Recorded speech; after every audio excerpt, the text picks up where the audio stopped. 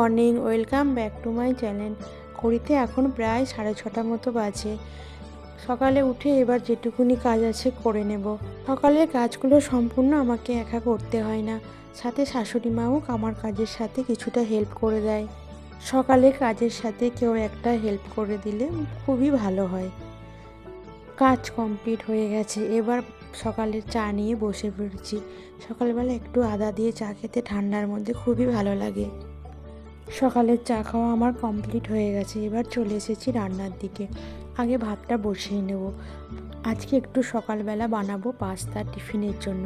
বাচ্চারাও স্কুলে টিফিনে নিয়ে যাবে এবং বাড়িতে যারা আছে সবাই খাবে পাস্তাটা। আমি পাস্তাটাকে সব রকম সবজি দিয়ে বানাই। সবজিগুলোকে আমি আগে ভেজে তুলে রেখেছি। এবার দুটো ডিম ফাটিয়ে সেটাকে ভেজে তুলে রাখবো এবং তেলের মধ্যে কিছুটা রসুন কুচি, একটা টমেটো, লঙ্কা কুচি, আদা কুচি এবং পেঁয়াজ এগুলো দিয়ে নাড়তে থাকবো।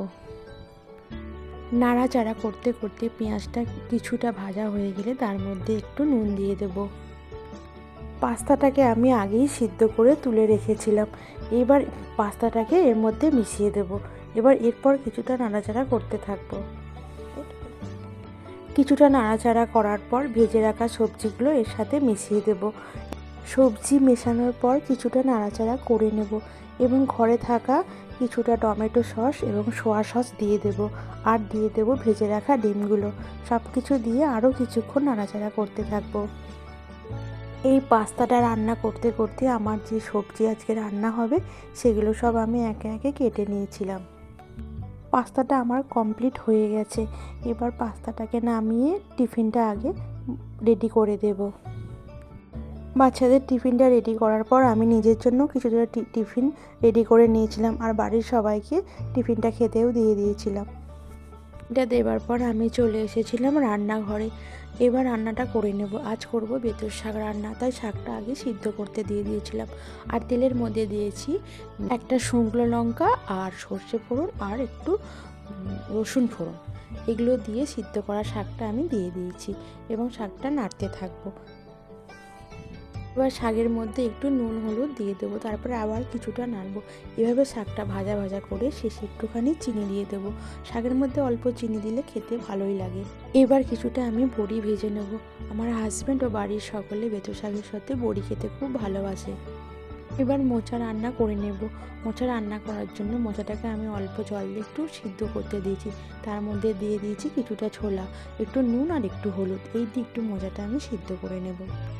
মোচাটাকে এবার একটু সিদ্ধ করতে দিয়ে একটা গ্যাসে করে নেব একটু বেগুন পোড়া।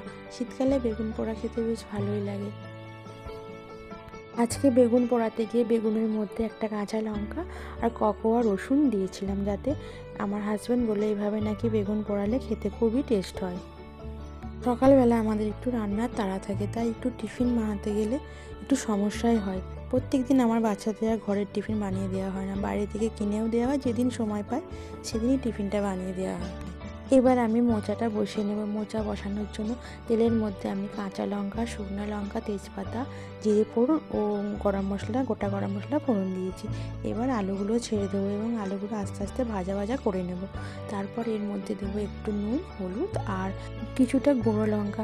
এইভাবে কিছুটা নাড়াচাড়া করতে করতে দিয়ে দেবো মশলা। মশলার মধ্যে আমি দিয়েছিলাম আদা, ধনে, জিরে বাটা। মশলা দিয়ে কিছুক্ষণ নাড়াচাড়া করে সিদ্ধ করে রাখা মোচাটা এবার দিয়ে দেবো। এবার মোচা দিয়েও কিছুক্ষণ নাড়াচাড়া করে জল দিয়ে ঢাকা দিয়ে দেবো। রান্নার শেষে অল্প একটু আটা জলে গুলে এর মধ্যে দিয়ে দেবো আর দেবো ঘি আর অল্প একটুখানি চিনি। এভাবেই মোচাটাকে করে নামিয়ে নেব। ঘড়িটা এখন প্রায় 9টা মতো বাজে।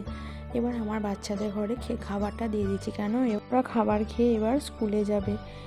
তার স্কুলে যাওয়ার জন্য ওদের ঘরে কিছুটা রেডি করে দিতে হবে। ওরা এখনও অনেকটা ছোট আছে যে নিজেরা সব কিছু করতে পারে না। আমার ছেলে স্কুলে যাওয়ার জন্য রেডি হয়ে গেছে এবং ও বেরিয়ে গেল। ওর গাড়ি আসে 9:30টার সময়।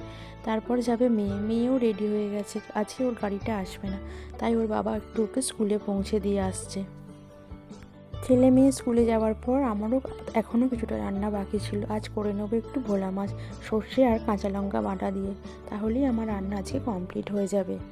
আমি যেহেতু আগে ঘুম থেকে উঠেছিলাম, হাজব্যান্ড পরে উঠেছিল, তাই বিছানাটা আমার তখনও গোছানো হয়নি। এবার বিছানাটা গুছিয়ে নেব। বিছানাটা গুছিয়ে নেবার পর এবার আমি স্নান সেরে নেব।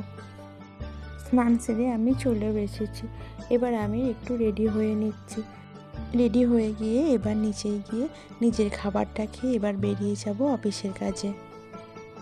ঘুম থেকে ওঠার পর থেকে 10টা পর্যন্ত যেন একটা যুদ্ধ চলল।